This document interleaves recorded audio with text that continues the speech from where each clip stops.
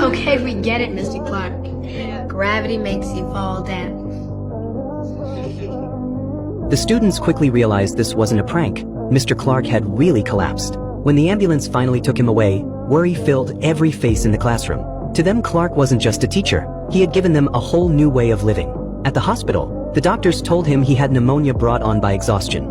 It wasn't contagious, but they still insisted he take a few weeks off at home. The timing couldn't have been worse. Their final exams were right around the corner. Even while battling illness, Clark recorded lessons from home so his students could keep up. To everyone's surprise, the so-called troublemakers followed along with remarkable focus. The principal was stunned. Even though Clark wasn't physically there, he somehow knew exactly what each kid was doing. Lolita, is that gum? Turn around and face me. He understood them better than their own parents. 2 weeks later, Clark returned to school. But the moment he walked back into the classroom, he erupted in anger. Some of them had still failed a practice test. With just 1 week left before the finals, Clark knew these kids had already mastered the material. The real problem was that no one had ever believed in them.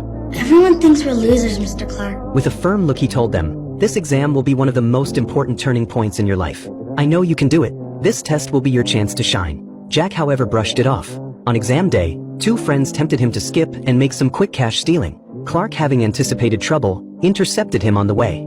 Faced with 2 completely different paths, Yo, you going this way or in that way, payaso? Which way? Come on. That way. Jack chose Clark's. Clark drove him straight to the testing center. As the exam began, Clark paced nervously outside, his leg bouncing the whole time. Think they're as nervous as we are? I'm not nervous. Fantastic. Thanks.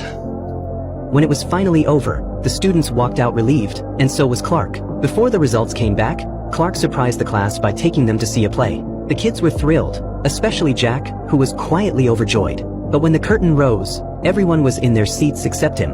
Alarmed, Clark went to Jack's house. The place was a wreck, and on the wall he noticed a mural Jack had painted. That was the moment Clark realized the boy had incredible artistic talent.